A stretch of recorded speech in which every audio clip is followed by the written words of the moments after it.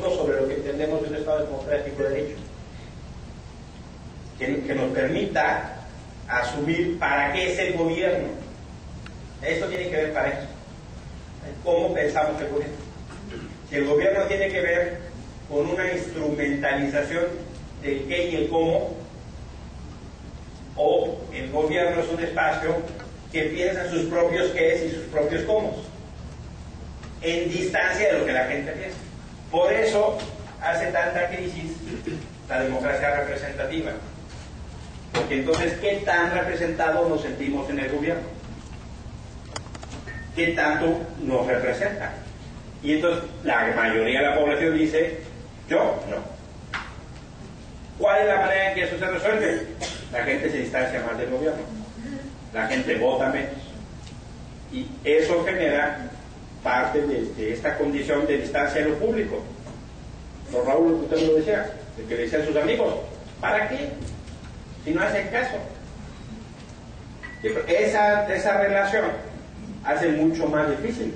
Entonces, gente de la que yo conocí ayer, como Manuel, como Carlos, como Pedro, pues claro, está cada vez más difícil. Somos los mismos, estamos en una condición muy difícil y no nos hacen caso. Entonces se va rompiendo justamente ese ámbito de la legitimidad, que es cáncer pero puro para una democracia. Los resultados electorales que hubo en Juárez, con independencia de quién ganó o perdió, es una llamada de alarde, no de alarma, de alarde del funcionamiento del Estado democrático de derecho. Algo similar pasó a nivel gobernador, ahorita lo vamos a ver más adelante. Entonces, con eso, vamos a la siguiente, por favor. Quisiera que pusiéramos un poco de atención justamente sobre el otro lado de la ecuación, sobre lo que supone la participación ciudadana, o lo que supone la ciudadanía en términos de sus expresiones de los qués y cómo. Si quiere más el cómo.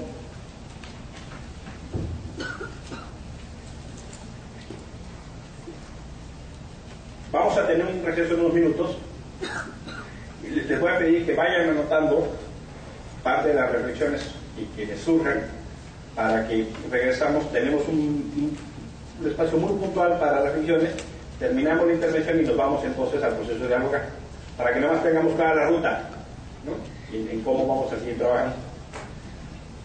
En esta lógica, sí, claro, ¿qué es lo que está pasando cuando no hay esta condición de que el Estado, a partir del mandato electoral, resuelva?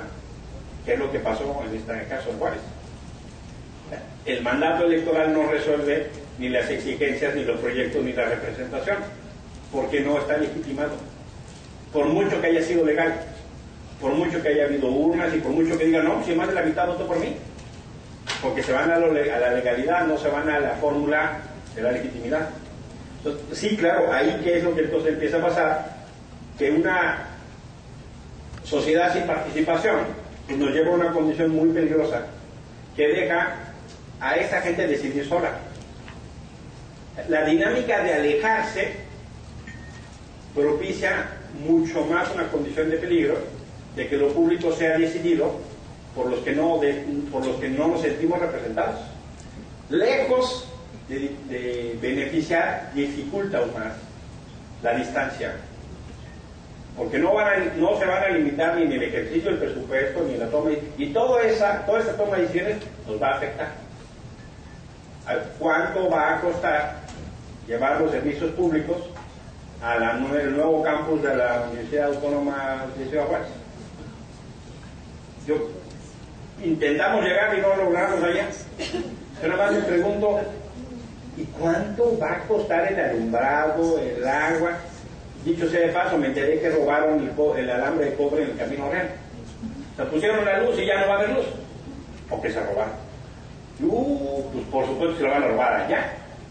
Y el agua, y el transporte, y la seguridad. Cuando los alumnos salgan a las 9:30, 10 de clase, ¿va a ver cómo regresarse?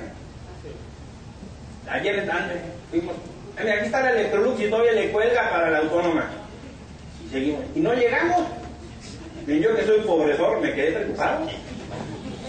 Porque a veces en este país la carrera académica tiene su tipología, ¿no? Primero uno es estudiante, ¿no? Y luego termina uno de estudiar y pasa a pasante, pasa a pasante, ¿no? Luego se esfuerza uno porque le gusta estudiar y entonces consigue una beca para estudiar y entonces uno es precario, ¿no?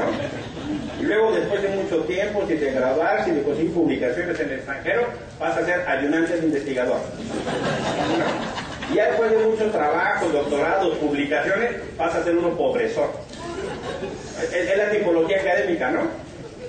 Es estudiante, pasambre, precario, ayudante de investigador y pobresor. Y cuando uno ve en qué condiciones... Yo doy clase en la UNAM, les decía, me pagan 650 pesos al mes.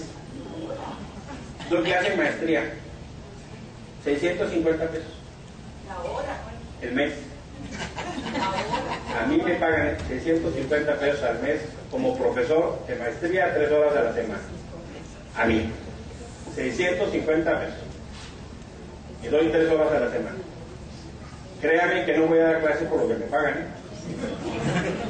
Yo doy clase porque soy egresado de la UNAM y porque tengo un profundo amor a la educación pública.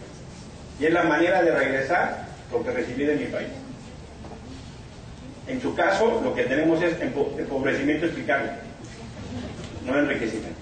Y como yo, te puedo garantizar que están la mayoría de los profesores de la UNAM. Damos clase porque queremos a la UNAM, no por lo que nos pagan. Habrá investigadores y profesores de tiempo completo que tienen otros ingresos, que sí es cierto. Pero los profesores de asignaturas subsidiamos al Estado.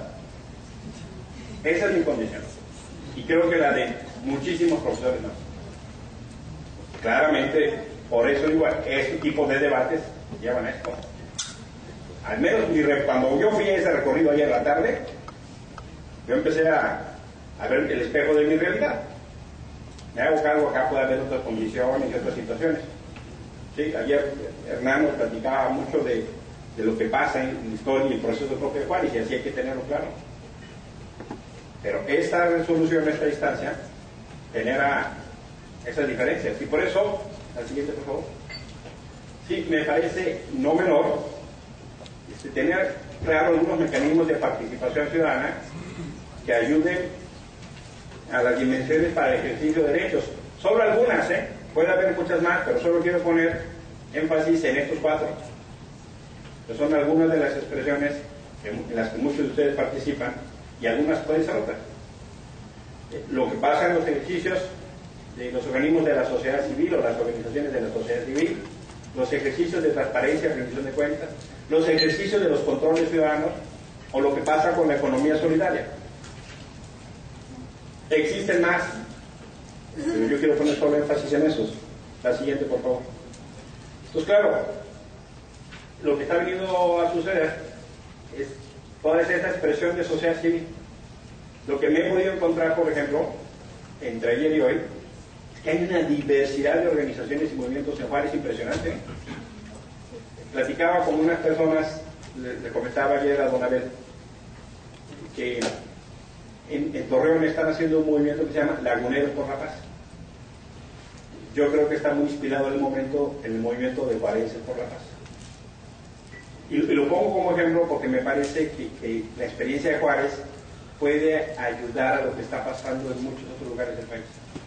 En 2005, platicábamos ayer, hubo un movimiento muy importante de organizaciones de Juárez que fueron a la Ciudad de México para visibilizar toda esta idea del Pacto por Juárez, el Pacto por la Cultura. Hay otros lugares del país que podrían retomar esa experiencia.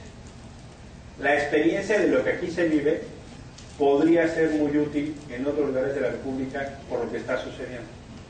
Lo que está sucediendo en Morelia, lo que está sucediendo en Cuernavaca, lo que está sucediendo, y lamentablemente la lista es larga. Pero me parece que si tenemos esa dimensión de lo que aquí se está haciendo, de lo que aquí se está trabajando, entonces podemos generar esos fenómenos de tejido social para acompañarnos y aprender mutuamente. Y entonces no solo romper el aislamiento, la desesperación, sino romper la inmovilidad que genera el miedo. La condición de generar espacios para hablar, la condición de generar condiciones para procesar la difícil realidad que se vive. A veces hasta eso se requiere, porque no es cosa menor que tengas enseñarle a tus hijos, me impresionó muchísimo ese comentario que me hizo Manuel, a que cuando les digas abajo, que hagan caso. Esa conversación con Manuel se me quedó así como una enseñanza de vida. Dile a tus hijos que cuando les diga abajo, que hagan caso. Que no, ¿y por qué? Abajo, cabrón, no preguntes. Esa